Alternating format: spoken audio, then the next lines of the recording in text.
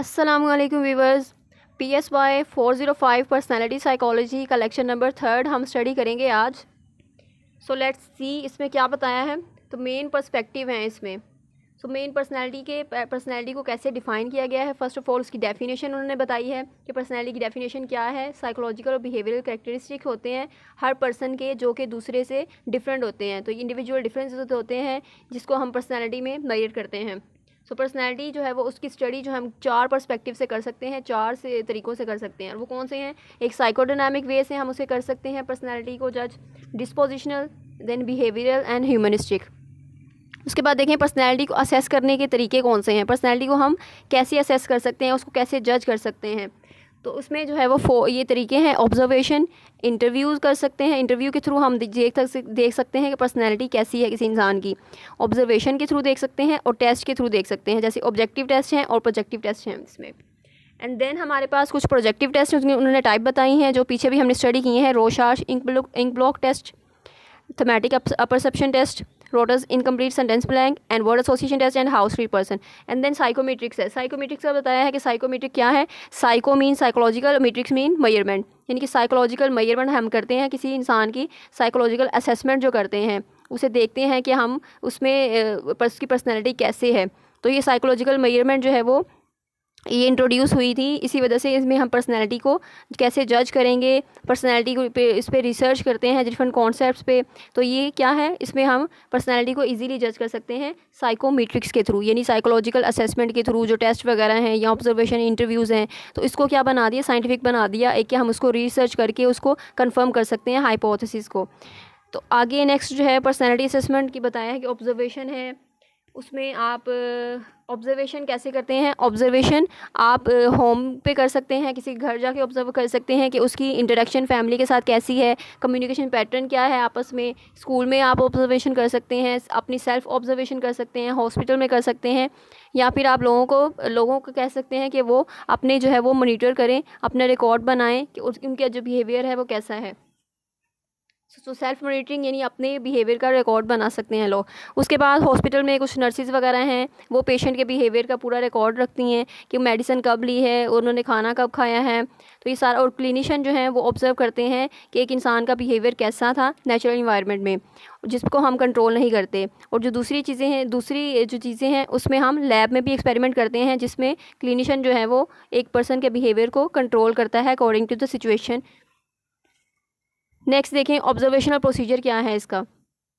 इसमें हम ऑब्ज़र्व करते हैं और जो पर्सन की सेल्फ रिपोर्ट होती है ना, कि एक पर्सन जो है वो अपनी सेल्फ रिपोर्ट बताता है कि ये उसमें जो है वो क्वालिटीज़ हैं और ये जिसमें ड्रॉबैक्स हैं।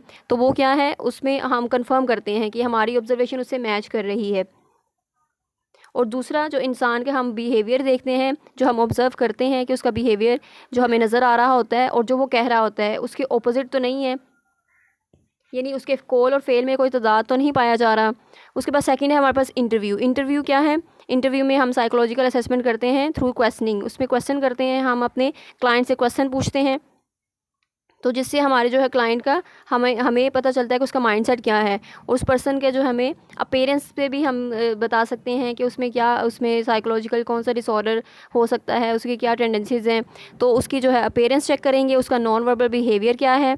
उसके बाद जो इंटरव्यूज़ होते हैं वो 2 टाइप्स के होते हैं, एक स्ट्रक्चर्ड इंटरव्यूज़ होते हैं और दूसरा अनस्ट्रक्चर्ड इंटरव्यूज़ होते हैं। स्ट्रक्चर्ड इंटरव्यूज़ में एक आपकी डिटेल लिस्ट दी होती है क्वेश्चंस की, आपने उस लिस्ट को जो है वो जैसे वो अरेंजमेंट है उसके अकॉर्डिंग आपने क्वेश्चन पूछने हैं, क्वेश्चन की जो सीक्वेंस है उसको चेंज नहीं करना। तो वो स्ट्रक्चर्ड है इंटरव्यू। और जो अनस्ट्रक्चर्ड है उसमें ओपन एंडेड क्वेश्चन होते हैं, उसमें आप क्वेश्चन आगे पीछे कर सकते हैं।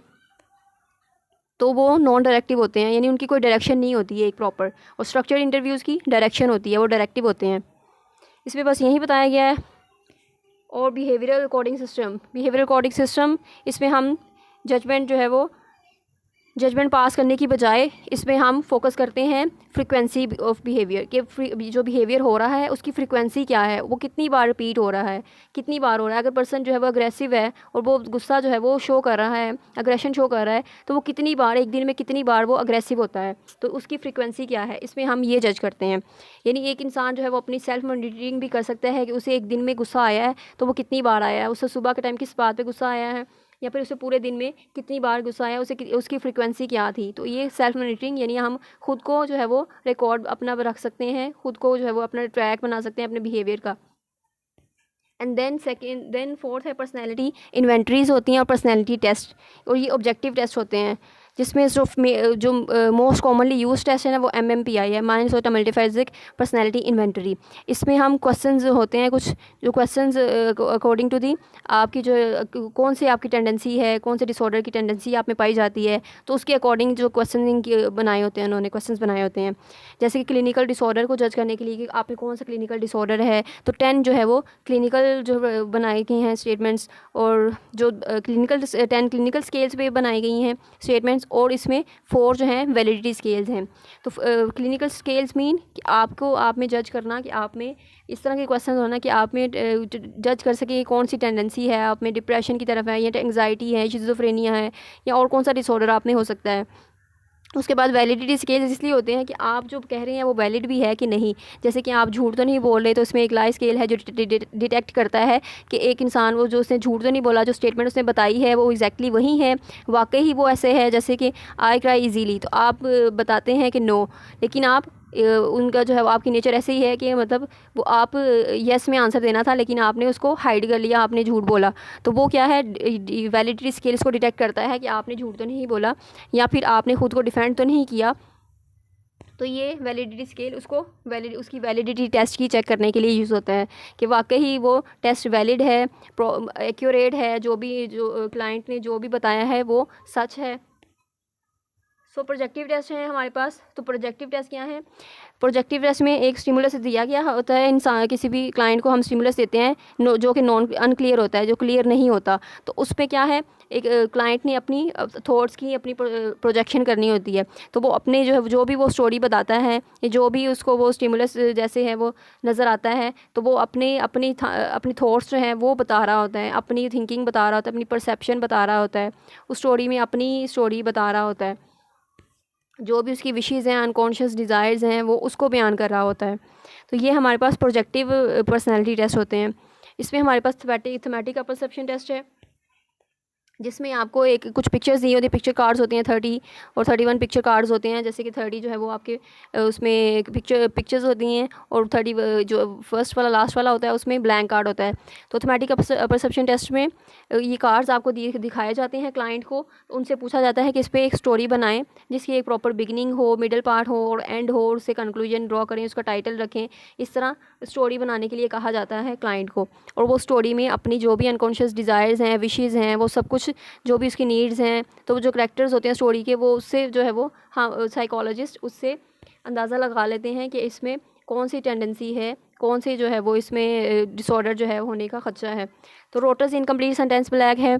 तो रोटर्स इनकम्प्लीट सेंटेंस, जैसे कि नाम से पता चल रहा है इनकम्प्लीट सेंटेंस ब्लैंक, मतलब जो इनकम्प्लीट सेंटेंस है उसको क्लाइंट ने कंप्लीट करना होता है। जैसे कि I wish dash, my father is dash, तो ये क्या है, इनकम्प्लीट है। इसको जो भी क्लाइंट जो सोल्व करेगा वो अपनी जो है वो अपनी माइंडसेट के अकॉर्डिंग करेगा, उसकी जो परसेप्शन होगी, जो थिंकिंग होगी, वो उसके अकॉर्डिंग ये सोल्व करेगा, और उससे जो है साइकोलॉजिस्ट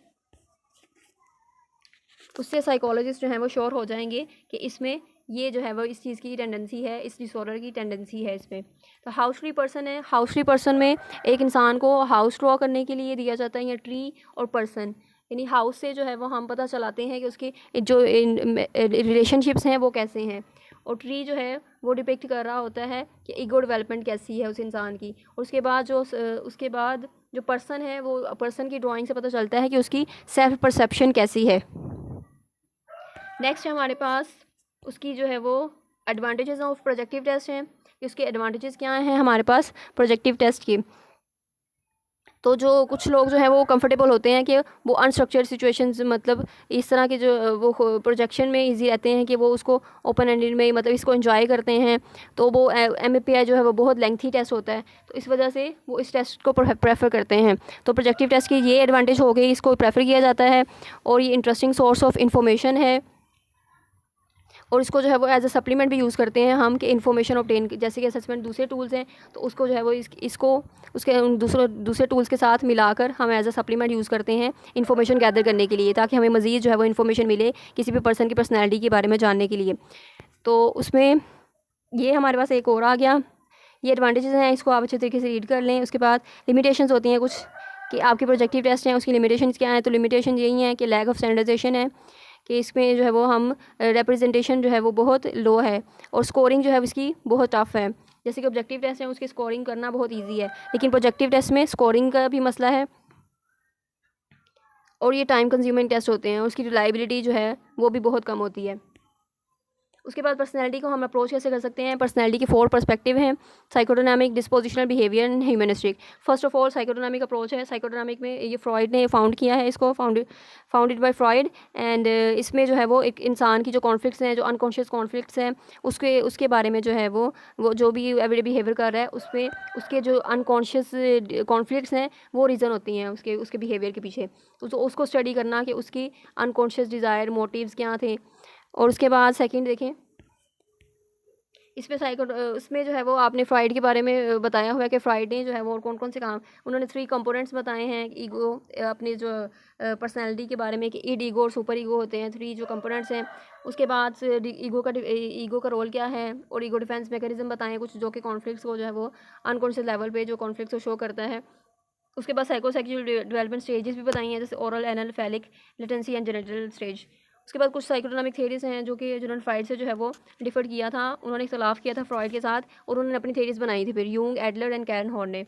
उसके बाद डिस्पोजिशनल अप्रोच है। डिस्पोजिशनल नाम से ही पता चल रहा है, डिस्पोजिशन मीन्स आपके ट्रेड्स क्या हैं, आपके कैरेक्टरिस्टिक्स क्या हैं, आपकी नेचर कैसी है।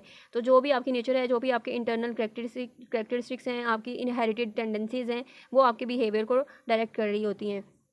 बिहेवियरल अप्रोच में इसमें इसके जो है वो बानी वो वाटसन एंड स्किनर हैं और वो बताते हैं कि जो बिहेवियर हमारा बनता है वो लर्नड बिहेवियर होता है, यानी हम अपने माहौल से सीखते हैं, हमारी कंडीशनिंग उस तरह की हुई होती है।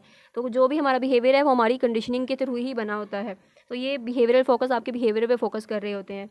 एंड द ह्यूमनिस्टिक अप्रोच आपकी परसेप्शन पे फोकस कर रहा होता है, यानी आपकी परसेप्शन क्या है, आपका दुनिया को देखने का नज़रिया क्या है, आपका पॉइंट ऑफ व्यू क्या है। तो जो भी आपका पॉइंट ऑफ व्यू है, जो भी आपकी परसेप्शन है, वो आपका बिहेवियर डायरेक्ट कर रही होती है। तो जैसे ही आपका परसेप्शन होगी पॉजिटिव नेगेटिव, वैसे ही आपका बिहेवियर होगा। It is completed now, I hope it is clear. So please share with other students. Allah Ta'ala आप सबको ईमान और सेहत की बेहतरीन हालतों में रखें। अगर ज़रा से भी इस चैनल से हेल्प मिलती है तो काइंडली सब्सक्राइब करना ना भूलें। शुक्रिया, थैंक यू, अल्लाह हाफिज़।